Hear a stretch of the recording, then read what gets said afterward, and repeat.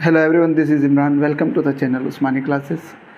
Percentage chapter जो हम पढ़ रहे थे मैथमेटिक्स में, ठीक है, उसका ये नेक्स्ट पार्ट है। बहुत ही अच्छा कंसेप्ट के साथ, यानी कि बहुत अच्छे क्वेश्चन जो कि हम कभी कभी गलत करते हैं, बहुत अच्छे कंसेप्ट से पढ़ेंगे। ठीक है, स्टार्ट करते हैं। तो चैनल पर अगर नए हो तो सब्सक्राइब करना, दोस्तों के साथ शेयर जरूर करना, ठीक है, और बेल आइकन ज़रूर दबा देना भाई जब वीडियो आया करे, ताकि आपको पता लग जाए, ठीक है, और उसको ऑन द स्पॉट देख कर ख़त्म किया करो। ठीक है, स्टार्ट कर लेते हैं। क्वेश्चन ये है, तो मैंने तुम्हें एक बात बताई थी पिछली वाली वीडियो के लास्ट में, एक बात हमने की थी, जरा ध्यान से देखना। मान लो अगर मैं बात करूँ 10 रुपये हैं, ठीक है, ये 10 रुपये अगर 100 रुपये की अगर हम बात करें 100 रुपये पे, ठीक है, तो ये 10 रुपये 100 रुपये पे जो है, ठीक, तो कितना हो गया ये 100 रुपये पे 10 रुपये, ठीक है, तो ये 10% हो गया।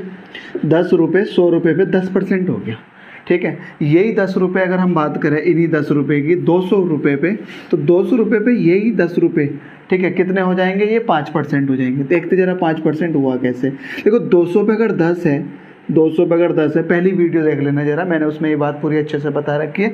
200 रुपये पे अगर 10 रुपये हैं तो 100 रुपये पे कितने हो जाएंगे, 2 से डिवाइड करोगे तो 100 और 2 से डिवाइड करोगे तो 5, तो 100 रुपये पे 5, इसका मतलब 5%। जो 200 रुपये पे 10 है वो 100 रुपये पे 5 है, 5% हो गया। अब जरा ध्यान से देखना यार, है तो ये भी 10 रुपये ही ना, ये भी 10 रुपये ही है, तो देखना ये 10 रुपये 100 पे 10% है, तो मैं कह सकता हूँ जो 100 का 10% है, 100 का 10% जो है वही 200 का 5% है। सेम ही है ना, बिल्कुल। 200 का 5% भी तो 10 ही है, और 100 का 10% भी 10 ही है। बड़े ध्यान से देखना यार, 100 का जो 10% है वही 200 का 5% है, यानी कि दोनों सेम वैल्यूज़ हैं, ठीक है। यही कंसेप्ट लगेगा सारे सवालों में, कोई भी गलती तुम कभी नहीं कर पाओगे फिर, है ना। सारे सवाल बिल्कुल 1 सेकंड के अंदर उड़ाने वाले हैं हम, इस तरह के जितने भी होंगे। ध्यान से सुन लो फिर से। 100 रुपये पे अगर 10 रुपये की मैं बात करूँ तो वो 10% हो गया, और वही 10 रुपये अगर 200 पे बात करो तो 5% हो गया, ठीक है। तो ये मैं कह सकता हूं कि जो 100 रुपये का 10% है वही 200 रुपये का 5% है, यानी कि परसेंट बदल गई क्योंकि अमाउंट बदल गई जिस पे वो बात है, लेकिन क्वांटिटी तो सेम ही है ना, है तो ये भी 10 ये भी 10 ही, ठीक है। अगर ये बात समझ आ गई हो तो क्वेश्चन करते हैं, अगला स्टार्ट करते हैं। क्वेश्चन ये है हमारे पास, ठीक है।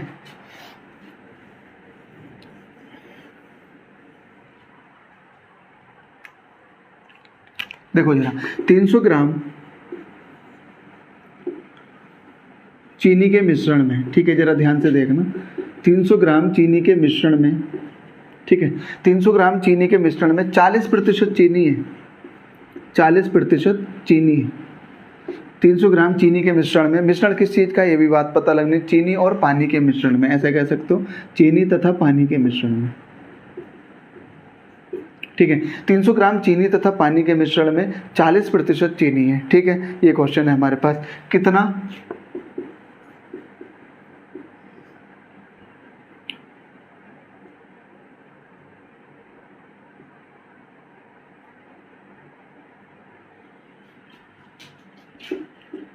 पानी और मिलाया जाए, कितना पानी और मिलाया जाए ताकि चीनी का प्रतिशत 30 हो जाए। अब यार ये बात जरा समझ लेना ध्यान से। देखो जरा, 300 ग्राम चीनी और पानी के मिश्रण में कितने प्रतिशत चीनी है, 40% चीनी है, कितना पानी और मिलाया जाए। भैया पानी मिलाया ना, चीनी तो वही है जो है, कांस्टेंट है ना चीनी तो, ठीक है। तो 300 ग्राम चीनी और पानी के मिश्रण में 40% चीनी है, कितना पानी और मिलाया जाए ताकि चीनी का प्रतिशत 30 हो जाए। देखो पानी मिलाया हमने, चीनी के साथ तो कोई छेड़छाड़ नहीं की, चीनी तो जितनी थी उतनी रहेगी, चीनी पे तो कोई इफेक्ट नहीं पड़ना चाहिए क्योंकि हमने पानी मिलाया। अब जरा सुनना, चीनी सेम है बिल्कुल, तो चीनी जो 300 ग्राम में चीनी कितनी थी, 40%, तो 300 ग्राम का जो 40% है, ठीक है, ये चीनी है ना, 40% चीनी है। 300 ग्राम का जो 40% है वो अब नए मिश्रण का मिलाने के बाद, अब 300 ग्राम ये और कुछ पानी भी मिलाया होगा तो कुछ मिश्रण बना होगा, और वो मिश्रण ये है, इसका अब कितना हो गया, चीनी के साथ हमने कोई छेड़छाड़ नहीं की, चीनी जितनी पहले थी अभी भी इतनी है, तो अब लेकिन चीनी 30% हो गई इस वाले नए मिश्रण की। ये भी वही चीनी है जो पहले थी और अभी भी वही है। अब इस परसेंट से तो ये परसेंट उड़ गया और इस 30 से जाएगा ये 10 बार, और ये कितना आ गया, ये नई वाली वैल्यू, इसकी अगर हम बात करें तो ये आ गई 400 ग्राम। तो यानी कि 300 ग्राम था पहले, अब कितना हो गया, 400 ग्राम भैया। मिश्रण 300 ग्राम था पहले, अब 400 ग्राम हो गया, तो कितना पानी मिला दिया हमने? 100 ग्राम। ठीक है, तो इसका आंसर चला गया 100 ग्राम के, तो कितना पानी मिलाया गया? 100 ग्राम इसका आंसर हो जाएगा। बड़ा ही आसान सवाल था, बहुत ही अच्छे तरीके से हमने बात सीखी। देखो बस इतना समझ लो, जो चीज़ कांस्टेंट है उसको बराबर रखना है। हमने पानी मिलाया, इसमें हमने चीनी के साथ कोई छेड़छाड़ नहीं की। चीनी जितनी पहले थी अभी भी पानी मिलाने के बाद इतनी ही रहेगी। ठीक है, ऐसे समझ लो, मान लो ये 1 बिलियन है। ठीक है, ये एक बीकर है, इस बीकर में मैंने 1 किलोग्राम चीनी मिला दी और बाकी का 3 लीटर पानी मिला दिया। ठीक है, तो टोटल 4 लीटर का मिश्रण हो गया। ठीक, अब मैंने इसमें पानी और डाल दिया 2 लीटर, तो पानी 5 लीटर हो गया, लेकिन चीनी तो अभी भी सेम ही रही ना, चीनी तो अभी भी 1 ही किलोग्राम रही है, लेकिन मिश्रण अब कितना हो गया? जब तुमने 2 लीटर और डाल दिया तो 6 लीटर मिश्रण हो गया। पहले कितना लीटर था? 3 और 1 4, 4 लीटर पहले मिश्रण था, तो 4 लीटर में भी 1 किलोग्राम चीनी थी, अब 6 लीटर में भी 1 किलोग्राम ही चीनी है ना। तो चीनी की मात्रा तो बराबर है, बस उसी को बराबर रख लेंगे। ध्यान से समझ लो ये वाली बात इंपॉर्टेंट। ठीक है, स्टार लगा लेना इस पर। क्या है ना, जो चीज़ कांस्टेंट होती है बस उसको बराबर रखना है। इसमें क्या है, 300 ग्राम चीनी और पानी के मिश्रण में 40% चीनी है, तो 300 ग्राम का जो 40% है, अब वो नए वाले मिश्रण का 30% हो गई, क्योंकि चीनी अब 30% हो गई, मिलाया पानी है। ठीक है, अगर चीनी मिलाते तो पानी को कांस्टेंट रखते। एक सवाल करते हैं इसके ऊपर, देखते हैं अगला सवाल क्या है। ठीक है, अगला क्वेश्चन क्या है, देखो 300 ग्राम चीनी और पानी का मिश्रण है, अभी भी 300 ग्राम ही है। ठीक है, और कुछ और कर लो, चलो 500 600 कर लो। 600 ग्राम चीनी और पानी का मिश्रण है। ठीक है, 600 ग्राम, और उसमें 40% चीनी है। अब बड़े ध्यान से समझना, चीनी कितनी है? 40%। कितनी चीनी और मिलाई जाए भैया? अभी भी चीनी, अब चीनी मिला दी, पिछली बार पानी मिलाया था, इस बार ध्यान से सुनना जरा इस बात को। मिलाया क्या? चीनी। कांस्टेंट क्या रहेगा? पानी। पानी जितना था पहले उतना ही रहेगा। देखो 40% अगर चीनी है तो पानी कितना है भैया? टोटल तो 100% होगा, तो 60% पानी होगा, और पानी कांस्टेंट है क्योंकि तुमने चीनी मिलाई है, तो पानी जितना था पानी इतना अभी भी होगा। अब देखते हैं जरा 600 ग्राम का, अब देखना बड़े इस बात को जरा ध्यान से। 600 ग्राम का 40% चीनी है तो 60% पानी है। 600 ग्राम का 60% पानी बराबर रखना क्योंकि चीनी मिलाई गई है। ठीक है, उसने कहा कितनी चीनी और मिलाई जाए, तो चीनी अब बढ़ जाएगी, पानी सेम ही रहेगा, पानी से हमने कोई छेड़छाड़ नहीं की। जिससे कोई छेड़छाड़ नहीं की बस उसको बराबर रख लेना है। तो 600 ग्राम का 60% जो है वो ही बराबर हो जाएगा नए वाले मिश्रण का। जो भी नया मिश्रण आएगा उसका नहीं पता हमें, और वो हो जाएगा कितना? देखो 50% चीनी हो गई नए मिश्रण में, तो पानी भी 50% रहेगा क्योंकि दोनों को मिला के 100% होना है। ये हो गया 50%। जब इसको कैलकुलेट करोगे 50 से जाएगा ये, 0 से 0 जाएगा, और 5 से जाएगा ये कितनी बार? 12, 120, 12 छंग 72, 720 ग्राम। तो नया वाला जो मिश्रण आया वो 720 ग्राम आया भैया। ठीक है, तो अब नया मिश्रण जब 720 ग्राम हो गया, 600 ग्राम था 720 ग्राम हो गया, तो कितनी चीनी मिला दी हमने? 120 ग्राम चीनी मिला दी भाई। 720 हो गया था 600, तो मिला दी कितनी हमने? 120 ग्राम चीनी मिला दी। यही पूछा बस, जो चीज़ कांस्टेंट है बस उसी को बराबर रख लो। अभी हम करेंगे 2 4 और 5 क्वेश्चन और, तो इससे और बेहतर समझ में आ जाएगी। देखते हैं अगला सवाल क्या है। दूध और पानी के 40 लीटर मिश्रण में, नेक्स्ट क्वेश्चन है हमारे पास, दूध और पानी का 40 लीटर मिश्रण है। ठीक है, उसमें दूध भी है और पानी भी है। ठीक है, ये मैं इधर की तरफ बना दूँ, ये बीकर है, इसमें दूध भी है और पानी भी है। ठीक है, और मिश्रण टोटल कितना है? 40 लीटर का मिश्रण है। ठीक है, इस बीकर में 40 लीटर टोटल मिश्रण है, दूध भी है और पानी भी है। अब उसने कहा कितना पानी और मिलाया जाए? दूध भी है, पानी भी है, और उसमें पानी और मिला दिया, तो हमने छेड़छाड़ नहीं की दूध के साथ, बस दूध वाले को बराबर रख लो।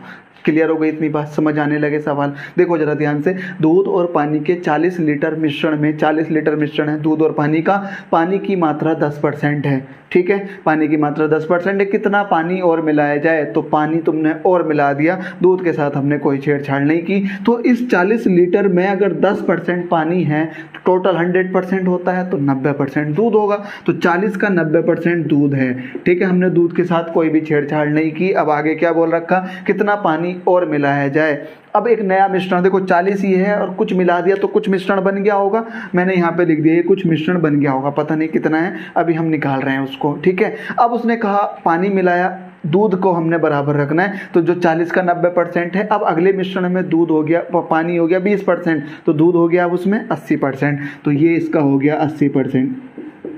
परसेंट से परसेंट उड़ गया, 0 से 0 चला गया, 8 से जाएगा ये 5 बार, 9 पंजे 45, तो ये नया वाला मिश्रण आ गया 45 लीटर। ठीक है, अब बस खत्म हो गई बात। 40 लीटर था, 45 लीटर हो गया, तो 5 लीटर पानी मिलाया। भाई क्यों हो गया 45 लीटर 40 का? क्योंकि 5 लीटर पानी। उसने कहा कितना पानी और मिलाया जाए, तो ये पानी मिलाया हमने कितना है फिर 5 लीटर, इसका आंसर होगा भाई। ये इस तरह के सवाल रीजनिंग के क्वेश्चन में भी पूछे जा सकते हैं, रीजनिंग के पेपर में भी। आजकल भाई रीजनिंग का कुछ भरोसा नहीं है, कुछ भी आ सकता है उसमें, अनुपात समानुपात और परसेंटेज और पता नहीं क्या क्या डाल सकता है वो। ठीक है, तो पढ़ लो स्टेनो वालों भी जो स्टेनो की तैयारी कर रहे हैं अच्छे से इन सब चीज़ों को। ठीक है, तो देखते हैं अगला क्वेश्चन और इसी तरह का और बेहतर तरीके से। ठीक है, नेक्स्ट क्वेश्चन ये है अगला क्वेश्चन हमारे पास। अल्कोहल तथा पानी के 1 लीटर के मिश्रण में, 1 लीटर मिश्रण है भैया। ठीक है, 1 लीटर में 1000 ml होते हैं, मिलीलीटर।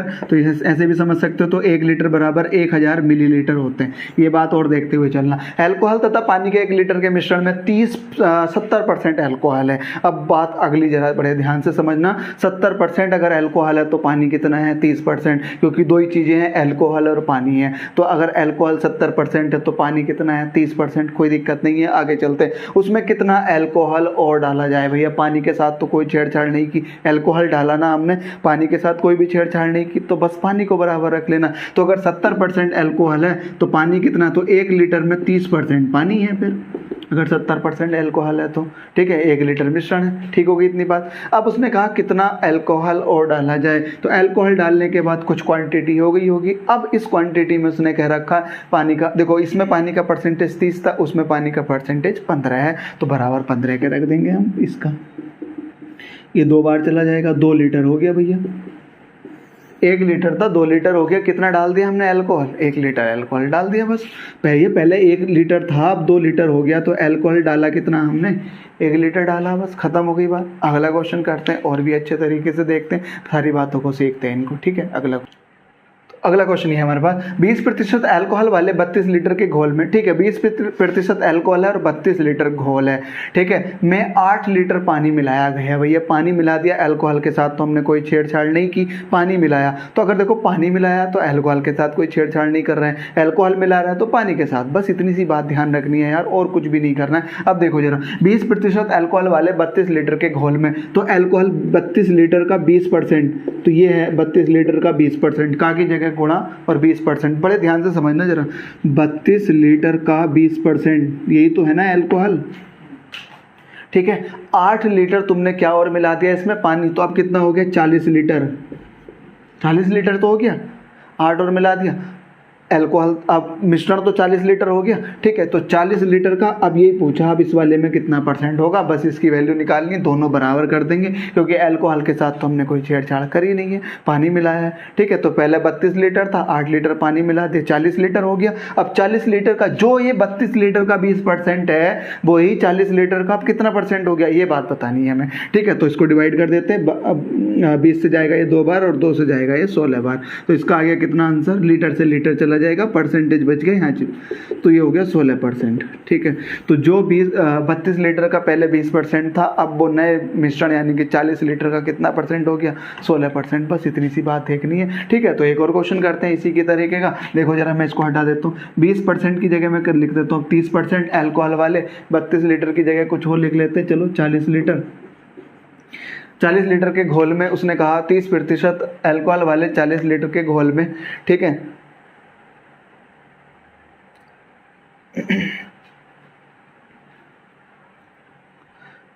10 लीटर पानी और मिला दिया, 10 लीटर पानी और मिलाया है। 30% अल्कोहल वाले 40 लीटर के घोल में 10 लीटर पानी और मिलाया गया। पानी मिलाया जाता है, और मिलाया जाता है भैया। ठीक है, ये और समझ लेना यहाँ पे, और मिलाया जाता है। तो अब अल्कोहल का प्रतिशत कितना हो जाएगा? तो अब अल्कोहल का प्रतिशत मिश्रण में, अब मिश्रण में अल्कोहल का प्रतिशत कितना हो जाएगा? देखो जरा, हमने फिर से पानी मिलाया, अल्कोहल के साथ कोई भी छेड़छाड़ नहीं की, फिर से देख लेते हैं। अब देखो जरा, जो 40 लीटर का 30% है, 40 लीटर का 30% यही तो है ना अल्कोहल।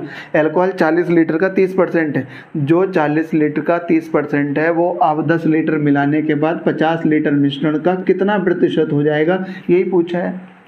अल्कोहल, तुमने पानी मिलाया ना, अल्कोहल के साथ हमने कोई छेड़छाड़ नहीं की, तो बस पानी को अल्कोहल को बराबर रख लेंगे। कैलकुलेट करते हैं इसको। ये चला जाएगा 0 से तो 0 चला गया, और 5 से जाएगा ये 6 बार, 6 चौक कितना हो गया 24%, तो ये आ गया 24%। ठीक है, तो जो कभी 40 लीटर का 30% हुआ करता था अल्कोहल, अब वो नए मिश्रण का यानी कि 50 लीटर का कितना हो गया 24%। क्वांटिटी वही है सेम, 100 रुपये पे जो 10 रुपये थे वही 200 रुपये पे 10 रुपये 5% हो गए, तो जो 200 का 5% है वही 100 का 10% है, यही बात समझनी है। तो जो 40 का 30% है वही इस 50 का कितना परसेंट हो जाएगा 24%। क्वांटिटी तो बराबर ही है इसलिए बराबर रख देंगे उसको। ठीक है, और करते हैं और अच्छे से सवाल इस तरह के। ठीक है, तो मिटा देता हूँ मैं इसको। ताजे फलों में पानी का प्रतिशत 80 है। जरा बड़े ध्यान से समझना है इस बात को, बहुत इंपॉर्टेंट कंसेप्ट है, इंपॉर्टेंट सवाल है। सेम बिल्कुल वही जो कंसेप्ट अभी सीख कर रहे हैं वही लगेगा, कुछ भी नया इसमें लगाने की जरूरत नहीं है। देखो जरा क्या बोल रखा, ताजे फलों में पानी का प्रतिशत कितना है 80। ठीक है, तो ताजे फलों में पानी का प्रतिशत 80 है। तो एक बात समझना जरा, फलों में दो चीज़ें होती हैं, एक तो पानी होता है, एक पल्प होता है। ठीक है, ये फल है, कोई भी फल है, ठीक है, ये कोई फल है, ठीक है, इसकी दो मात्राएं हैं, एक तो इसका पल्प हो जाएगा और एक हो जाएगा इसमें पानी। ठीक है, एक तो होता है पल्प और एक होता है पानी इसके अंदर। ठीक है, किसी भी फल के अंदर पल्प और पानी दोनों चीज़ें होती हैं। ठीक है, पल्प मतलब होता है गूदा, जो भी उसके अंदर का मटेरियल होता है, पानी के अलावा जो भी बचा हुआ होता है। ठीक है, तो पल्प, दो चीज़ें होती हैं, पल्प और पानी। ठीक है, अब उसने कहा ताजे फलों में पानी का जो प्रतिशत है वो 80 है। ठीक है, तो पल्प कितना है 20%, 20% पल्प होगा। ठीक है, अगर 80% पानी है तो 20% पल्प होगा। अब उसने कहा सूखे मेवों में, या सूखे मेवे तब बनते हैं, जैसे अंगूर की अगर हम बात करें, किशमिश बनाई जाती है तो अंगूर को सुखाया जाता है। सूखने के बाद क्या होता है ना भैया, उसके अंदर का जो पानी है वो वेपराइज हो जाता है, उड़ जाता है, बाष्प बन जाता है, तो पल्प ही तो बचता है फिर उसके अंदर का, पल्प तो नहीं जाता ना उड़ के, तो वेपराइज क्या होता है, पानी वेपराइज होता है। ठीक है, अब देखना जरा ध्यान से, तो 80% पानी है, तो अब उसने कहा सूखे मेवों में पानी 20% है। ठीक है, तो सूखे मेवों में पानी 20% है। पहले 80% पानी था, 20%, बाकी पानी कहाँ चला गया, उड़ गया, है ना, बाष्प बन के जब उनको सुखा गया। तो कांस्टेंट क्या है, ये इंपॉर्टेंट बात है। कांस्टेंट क्या चीज़ है, पल्प कांस्टेंट है, वो कहीं नहीं जाने वाला, वो कहीं नहीं, तुम उसको 10 दिन और सुखा लो, पल्प उतना ही रहेगा, पानी की परसेंटेज और कम हो जाएगी। ठीक है, तो बस पल्प को बराबर रखना। तो जो 80% पानी है तो पल्प कितना है फिर 20%। और उसने कहा 160 किलोग्राम ताजे फलों में, तो मैं ये कह सकता हूँ 160 किलोग्राम का 20%, 160 किलोग्राम का 20%, यही तो पल्प है। अब उसने कहा है 160 किलोग्राम का 20%, क्योंकि 80% पानी है तो पल्प 20% है। अब सूख गया, वो सूखने के बाद अब उसका कुछ वजन हो गया, मुझे नहीं पता कितना वजन हो गया। ठीक है, लेकिन अब हमें इतनी बात पता है, इस वाले वजन में जो हो गया इनका सूखने के बाद, इसमें जो है पानी का परसेंटेज 20 है। तो पानी अगर 20% है तो पल्प कितना है 80%, 100% होना दोनों। ठीक है, तो ये मैंने 80% यहाँ लिख दिया, ये हो गया 80%। ठीक है, तो जो 160 किलोग्राम का 20% था वो 80 का कितना परसेंट, वो नए वाले का 80% हो गया। बस इसको कैलकुलेट करना, परसेंट से परसेंट उड़ा दो और 80 से जाएगा ये 2 बार, 20 दूनी कितना हो गया 40। तो नया वाला जो वेट आएगा निकल के, नया वाला जो वेट आएगा वो कितना आ जाएगा 40 किलोग्राम। तो हम ये कह सकते हैं 160 किलोग्राम ताजे फलों से 40 किलोग्राम सूखे फल, यानी कि ऐसे फल जिनमें पानी का परसेंटेज 20 हो जाएगा, यानी कि सूखे मेवे 160 किलोग्राम से कितने सूखे मेवे बनाए जा सकते हैं 40 किलोग्राम। बाकी का कितना, बाकी का 120 किलोग्राम कहाँ गया, पानी बाष्प बन गया, वो पानी था जो कि बाष्प बन के उड़ गया। ठीक है, तो 160 किलोग्राम से हम सीधा सीधा 40 किलोग्राम बना सकते हैं। क्लियर हो गई भैया इतनी बात। और करते हैं एक और क्वेश्चन, जरा बड़े ध्यान से देखते हैं इसको। ठीक है, 20 किलोग्राम के तरबूज में 96% पानी है भैया। ठीक है, इस बात को जरा बड़े ध्यान से समझना। कुछ दिन सूखने के बाद जब तरबूज सूखेगा तो क्या होगा भैया, उसके अंदर का पल्प जाएगा कहीं उड़ के, नहीं जाएगा ना, पानी ही उड़ेगा बस। तो अब कांस्टेंट पल्प है, पानी कांस्टेंट नहीं है, पल्प कांस्टेंट है। उसने क्या कहा, उसने कह रखा 20 किलोग्राम के तरबूज में 96% पानी है, तो पल्प कितना है 4%। तो मैं कह सकता हूँ 20 किलोग्राम का जो 4% है, 20 किलोग्राम का 4% जो है वो अब सूखने के बाद जो भी वजन हो गया होगा हमें नहीं पता, उसमें अब उसने कह रखा है, देखो 4%, 96% पानी तो 4% पल्प, सूखने के बाद पानी रह जाता है 95%, तो पल्प कितना हो जाता है 5%। तो मैंने यहाँ लिख दिया 5%।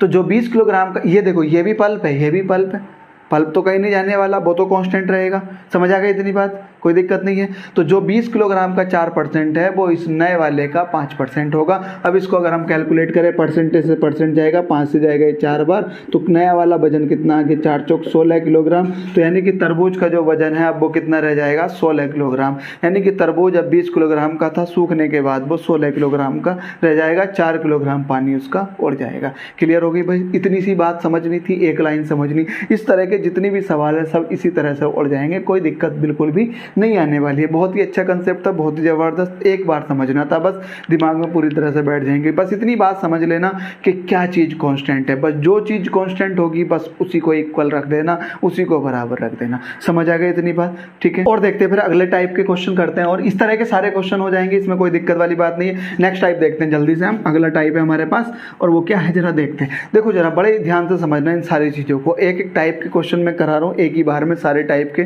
खत्म कर रहे हैं। उसने क्या किया जरा देखना जरा ध्यान से, उसने कहा है एक व्यक्ति की आय में, ठीक है, एक व्यक्ति की, बड़े ध्यान से समझना, एक चाहे वो एक व्यक्ति की आय कुछ भी हो यार, ये वाली बात जरा बड़े ध्यान से समझते हुए चलना, ठीक है। उसने क्या कह रखा, एक व्यक्ति की आय में, एक व्यक्ति की आय में पहले 20% की, बड़े ध्यान से समझना है, एक व्यक्ति की आय में पहले 20% की वृद्धि की, फिर जरा ये बात ध्यान से समझना, फिर 20% की कमी की, तो उसकी आय में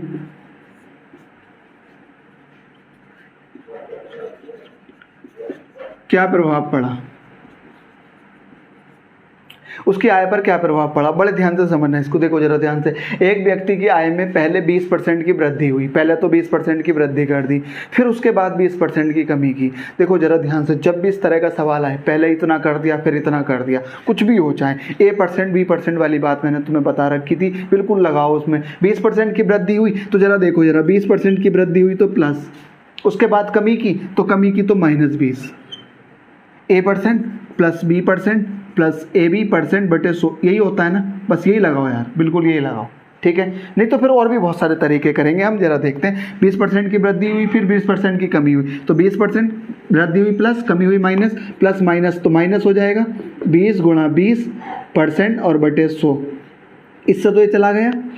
अब इन 2 जीरो से 2 जीरो उड़ा दिए, 2 दूनी 4, माइनस के 4%, और माइनस के 4% का मतलब हो गया 4% की कमी। तो उसकी आय में कितने प्रतिशत की कमी हो गई, कुल मिला के 4% की कमी हो गई, ठीक है। उसने कहा ना उसकी आय पर क्या प्रभाव पड़ेगा, तो उसकी देखो पहले 20% बढ़ा दी, फिर 20% कम कर दी, अब क्या होगा, उसकी आय पर 4% की कमी हो जाएगी। अब इस बात को बड़े डिटेल से समझते हैं, ठीक है। जरा एक बात से समझते हैं फिर से, मैं इसको हटा देता हूँ, ठीक है। ये तो चलो 20% वाली बात आ गई। मान लो अगर परसेंटेज होती 12.5%, फिर 16 सही 2/3, तो किस तरह से करते भाई, हमने सबका सीख रखा, कोई दिक्कत नहीं है, ठीक है। तो इसको मैं दूसरे तरीके से बता देता हूँ। 20% की वृद्धि हुई, 20% का मतलब 1/5, तो पहले आय 5 थी, अब 6 हो गई, कोई दिक्कत नहीं है। फिर 20% की कमी हो गई, पहले 5 थी, अब कितनी हो गई, 4 हो गई, ठीक है। पहले 5 थी, अब 4 हो गई, इन दोनों की गुणा करी, 5 पंजे 25, 6 चौक 24, तो भैया कुल मिला के कितना हो गया, पहले 25 थी, अब 24 हो गई, तो कुल मिला के 1 की कमी हो गई। और 1 की कमी कितने पे हुई, 25 पे हुई ना, 25 थी पहले, अब 24 हो गई, 1 की कमी 25 पे, और 1/25 की वैल्यू कितनी होती है, 4%। कमी हुई है तो कमी लिख देंगे, 4% की कमी, कोई दिक्कत नहीं है इस बात से। और समझते दूसरे तरीके से, ठीक है। सारे तरीके जितने भी हैं सब आने चाहिए बिल्कुल दिमाग में, तभी दिमाग खुलेगा, तभी कंसेप्ट हम सीख पाएंगे, ठीक है। चलो देखते हैं, इसको मैं हटा देता हूँ। देखो जरा, उसकी 100 रुपये आय थी, है ना, 100 रुपये मान लो उसकी आय थी, 20% की वृद्धि कर दी, तो 100 का 20% 20 ही होता है, कोई दिक्कत नहीं है। 100 का 20% 20 होता है, तो उसकी आय कितनी हो गई, अब 20 हो गई भैया, 120 हो गई। अब तुमने इसमें 20% की कमी करी, जरा एक बात समझ तो लो। देखो 100 का 20% की वृद्धि कर दी, 20% की, तो 100 का 20% 20 ही होता है, 20 की वृद्धि कर दी तो 120 हो गया। अब इस बढ़ी हुई पे तुमने 20% की कमी कर दी, 20% की वैल्यू 1/5, 120 का 1/5 करोगे तो 24 आएगा।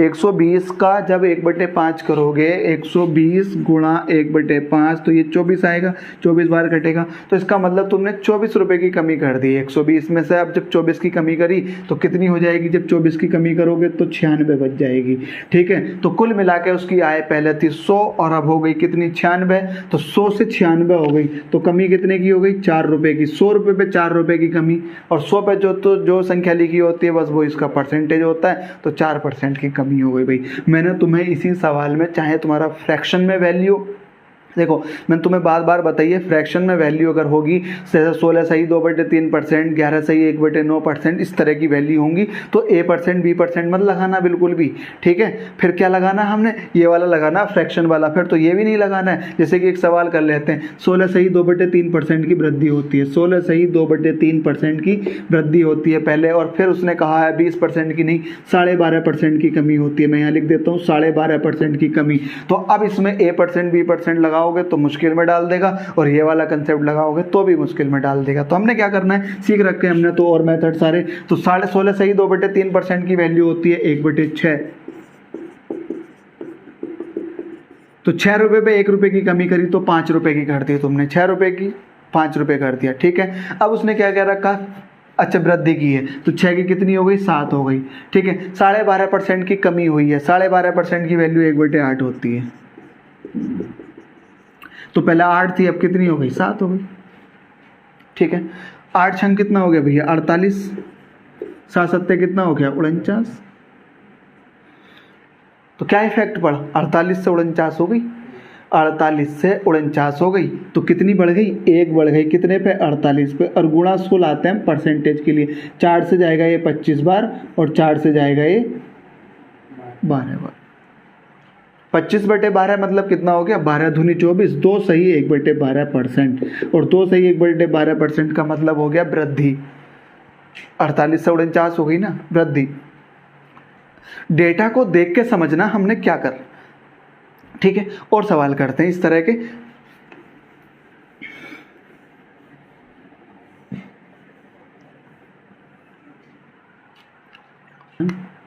देखो जरा बड़े ध्यान से समझना इस बात को यार।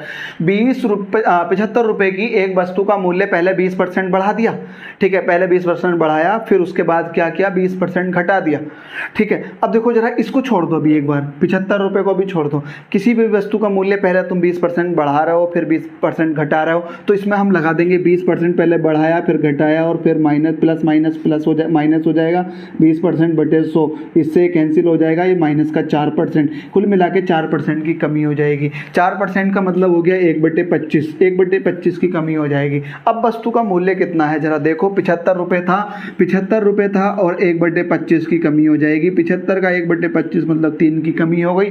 3 रुपये की अगर कमी हो गई तो उसने यही तो पूछा वस्तु का मूल्य कितना हो जाएगा, तो कितना हो गया 3 रुपये की कमी करने के बाद वस्तु का मूल्य हो गया 72 रुपये।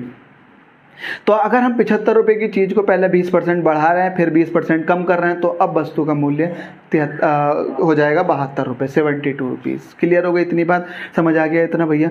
तो 75 रुपये की एक वस्तु का मूल्य पहले 20% बढ़ाया फिर 20% घटाया, तो अब वस्तु के मूल्य पर क्या प्रभाव पड़ेगा ये बात उसने बोल दी है। तो वस्तु का मूल्य अब 72 रुपये हो जाएगा। अब वस्तु का मूल्य क्या हो जाएगा, ठीक है। एक और सवाल देखते हैं इसी तरह का, मैं इसको हटा देता हूँ, 75 रुपये की जगह कुछ और लिख लेते हैं और मैं 20% की जगह कुछ और लिख लेता हूँ। 11 सही 1/9% बढ़ाया, ठीक है, 11 सही 1/9% बढ़ाया और 20% घटाने की जगह कुछ और लिख लेते हैं, ठीक है भैया। 16 सही 2/3% घटाया, ठीक है, 16 सही 2/3% घटाया, ठीक है। और मैंने मान ली कोई संख्या है हमारे पास 540 रुपये की एक वस्तु है, 540 रुपये की एक वस्तु का मूल्य पहले 11 सही 1/9% घटाया, फिर उसके बाद 16 सही बढ़ाया, अच्छा, और फिर उसके बाद 16 सही 2/3% घटा दिया। तो अब बताना वस्तु का मूल्य कितना होगा, ठीक है भाई। देख लेते हैं जल्दी से क्या करना है हमने। अब देखो जरा ध्यान से भैया, पहले 11 सही 1/9%, अब जरा ये बात अब ध्यान से समझना। हाँ, पिछले सवाल में भी ये बात बता देता हूँ। देखो 75 था, 20% बढ़ाया, अब जरा ये बात समझ लेना यार, 20% बढ़ाया तो यानी कि 5 का 20% 1 होता है, 1 बढ़ा दिया, 5 पे अगर 1 बढ़ा दिया, 5 पे 1 बढ़ा दिया तो 6 हो गया। तो हम कह सकते हैं 6/5 हो गया भैया पहले तो, ठीक है। फिर उसके बाद 20% घटा दिया, यानी कि 5 का 20% 1 हो गया, 1 घटा दिया तो हुआ कि बचा कितना फिर 4, 5 पे 1 घटा दिया तो 4/5 बचा। 5 पंजे 25 थे 75 हो गया, 4 थे 12, 12 छन कितना हो गया 72। तो अब वस्तु का मूल्य 72 रुपये हो जाएगा। ऐसे तुम इस बात को कर सकते हो, समझ सकते हो। एक एक टाइप को, एक एक कंसेप्ट को बड़े ध्यान से समझते हुए चलना है, ठीक है। अगर हमें डायरेक्ट करना है तो हम इस तरह से करेंगे। अब देखो इस सवाल में अप्लाई करने की कोशिश करते हैं। अब देखो इसमें तुम A% B% लगाओगे तब तक तो सवाल हो भी जाएगा ख़त्म। इसलिए मैंने ये वाली बात बताई है, ये भी बड़ा ज़रूरी है बताना। देखो वेरी करता रहता है method according to the data के अकॉर्डिंग मेथड जो है वेरी करता रहता है। पता लगाना पड़ता है हमने कौन सा मेथड अप्लाई करना है, ठीक है। तो डेटा क्या दे रखा उससे पता लगेगा। अब देखो जरा इसमें तुम अगर A% B% लगाओगे तब तक तो बहुत देर हो चुकी होगी, ठीक है। तो देखते हैं हम करेंगे कैसे। देखो जरा 540 रुपये है, पहले कितना हो गया 11 सही 1/9%। 11 सही 1/9% की वैल्यू होती है 1/9, यानी कि 9 पे 1 रुपया बढ़ा दिया। 9 पे जब 1 रुपया बढ़ाया तो कितना हो गया 10/9 हो गया। 540 का 10/9 हो गया, बढ़ाया ना। उसके बाद उसने क्या कहा, घटा दिया 16 सही 2/3%। 16 सही 2/3% घटाया मतलब 1/6 घटा दिया। 6 पे 1 रुपया घटा दिया मतलब 5/6 रह गई। अब वो 9 छंग 54 से जाएगा ये 10 बार, कितना हो गया टोटल। तो 540 रुपये जो थे अब वो 500 रुपये हो जाते हैं। 540 रुपये की वस्तु अब कितने रुपये की हो जाती है 500 रुपये की, ठीक है। और भी बहुत सारे सवाल देखो जरा इस तरह से कर सकते हैं। मान लो कि एक सवाल और ले लेता हूँ मैं। देखो इस तरह का जरा बड़े ध्यान से समझ लेना यार इस चीज़ को, ये बात बहुत ही इंपॉर्टेंट है, बहुत ही ध्यान से समझना है इस बात को। इस सवाल को वो इसका रिवर्स भी करके दे सकता था। क्या दे सकता था जरा ध्यान से देखता, मैं इसको हटा दूँ। ऐसे भी दे सकता था वो उस सवाल को, कितने रुपए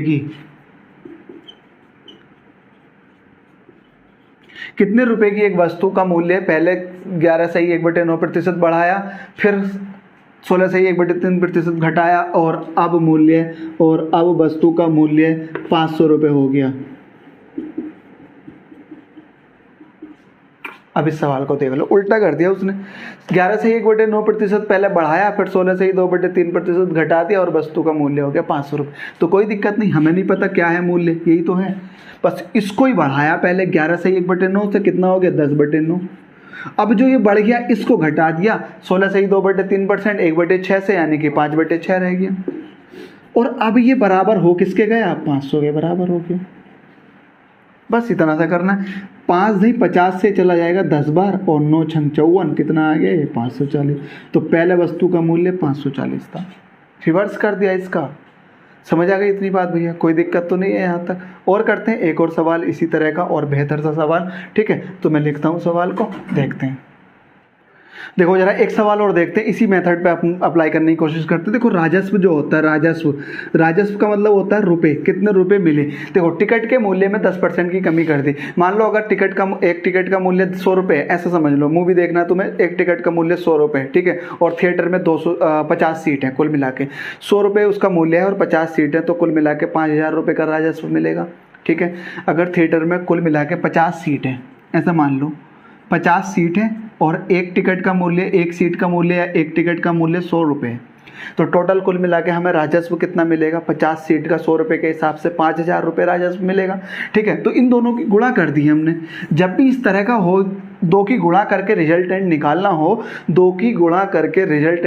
हो, जब कभी भी, ठीक है, तो ये वाला मेथड हमें तुरंत लगा देना है। जैसे कि अभी हम बात करेंगे, उसने कहा टिकट के मूल्य में 10% की कमी कर दी और सीट में 15% की वृद्धि कर दी। सीट में यानी कि सीटें बढ़ा दी उसने, कितनी कर दी 15% वृद्धि कर दी, ठीक है। और मूल्य में 10% की, तो राजस्व पर क्या प्रभाव पड़ेगा। तो राजस्व क्या होता है ना, राजस्व मूल्य और सीट यानी कि रुपए का और सीटों का गुणनफल ही तो राजस्व मिलता है। तो जब भी इस तरह का कंसेप्ट आएगा तो हम सीधा सीधा क्या करेंगे, A% B%, तो 10% की कमी हुई तो माइनस वृद्धि हुई 15% की, और माइनस प्लस माइनस माइनस हो जाएगा 10 गुणा 15 और परसेंट बटे 100, ये आ जाएगा प्लस का 5 और यहाँ से कैलकुलेट करोगे 0 से 0 और ये माइनस का 1.5, तो प्लस का 5 और 1.5 तो कुल मिला के आ गया 3.5% और जो भी प्लस का आया है। तो राजस्व में वृद्धि हो जाएगी 3.5% से राजस्व बढ़ जाएगा भाई, कोई दिक्कत नहीं है यहाँ तक। ठीक है। तो इस तरह के सवाल भी हम ऐसे ही इसी कंसेप्ट से करेंगे, A% B% वाले से। एक और सवाल मैं लिख देता हूँ जरा यहीं पे जल्दी से, ठीक है। अब देखो जरा क्या है और सवाल, ये कहाँ कहाँ अप्लाई कर सकते हैं हम इस चीज़ को, मैं बता रहा हूँ तुम्हें, ठीक है। कहाँ कहाँ अप्लाई कर सकते हैं इस चीज़ को, देखो इसको हम दूसरे मेथड से भी कर सकते हैं। 10% की वैल्यू 1/10 होती है, तो कमी करी 10 से 9 हो गई। 10% का मतलब होता है 1/10, कमी करी तो 10 से 9 हो गई। 15% की वृद्धि, 15% की वैल्यू होती है 3/20, तो 20 पे 3 17, ठीक है। तो 20 × 200 हो गया, ठीक है। और 17 नमा कितना हो गया 153। 200 पे 153, पहले 200 था अब 153 हो गया, ठीक है। तो 100 पे कितना हो गया, अच्छा वो वृद्धि हुई ना, वृद्धि हुई तो 23 हो गया, ये 23। 180 और 9 27, 207। तो 200 पे 207 हो गया भाई, 200 था पहले अब 207 हो गया। तो 100 पे कितना होगा, डिवाइड कर लो। तो 100 था 103.5 हो गया, तो कितना बढ़ गया 100 पे 3.5 बढ़ गया। और 100 पे जो वैल्यू होती है वही तो परसेंटेज होती है। 100 पे 3.5 बढ़ गया और 100 पे जो वैल्यू होती है वही तो परसेंटेज होती है, ठीक है। 100 था 103.5 हो गया, तो 3.5 वैल्यू बढ़ गई ना 100 पे, तो बस यही तो परसेंटेज हो गया। देखो एक सवाल और देखते हैं इसी तरह का, खत्म करते हैं सारी चीज़ों को। देखो जरा वर्ग की भुजा, वर्ग नहीं आयत लिख लो, आयत की लंबाई में 10% वृद्धि तथा चौड़ाई में 20% की कमी। ये बात जरा ध्यान से समझ लेना, कमी करने पर उसके क्षेत्रफल पर, इसमें क्षेत्रफल पूछेगा बस, पर क्या प्रभाव पड़ेगा, ठीक है।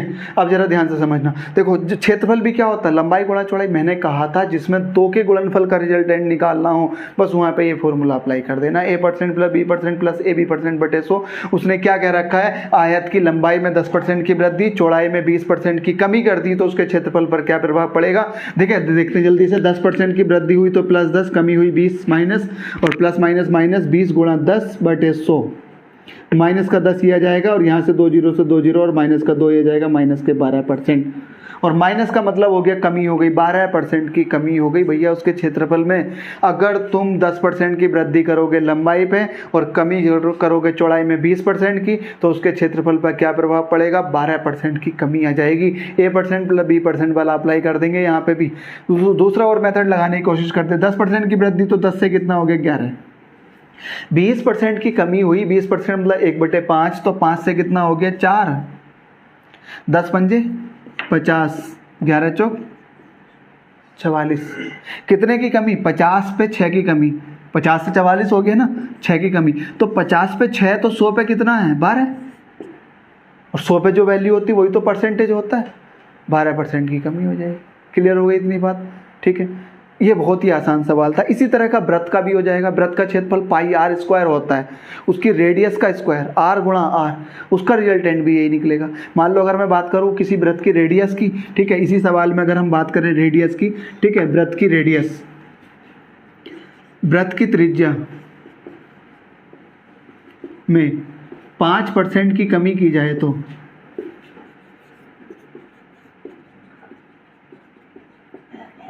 क्षेत्रफल पर क्या प्रभाव पड़ेगा। देखो तो जरा क्या प्रभाव पड़ेगा। रेडियस तो 5% ही रहेगी ना, और r × r होती है, ठीक है। तो अब देखना r कितनी है इसमें 5% की, तो दूसरी r भी तो यही है 5%, क्योंकि πr² होता है एरिया, ये तो कांस्टेंट है। तो r के ऊपर डिपेंड करेगा, रेडियस के ऊपर डिपेंड करेगा, ठीक है, r × r पर डिपेंड करेगा। और कमी करी है तो ये भी -5, दूसरा वाला भी -5, कमी है दोनों में। रेडियस में एक ही तो रेडियस है, कमी करेंगे -5 -5, माइनस माइनस प्लस, 5 × 5/100, माइनस के 10 ये हो गया, और ये आ गया प्लस का 0.25। 10 माइनस का है, प्लस का 0.25 है, तो बचा कितना, माइनस के 9.75%। तो 9.75% की कमी हो जाएगी क्षेत्रफल में। अगर रेडियस में 5% की कमी कर दी तो क्षेत्रफल पर कितना क्या प्रभाव पड़ेगा, 9.75% की कमी हो जाएगी। इस तरह के जितने भी सवाल होंगे ढूंढ ढूंढ के निकाल देना, खत्म कर देना A% B% वाले मेथड से, ठीक है। तो मिलते हैं अगली वीडियो में, आज के लिए इतना ही। चैनल को सब्सक्राइब करना, दोस्तों के साथ शेयर करना वीडियो को, और लाइक जरूर करना। तो thanks for watching and keep learning.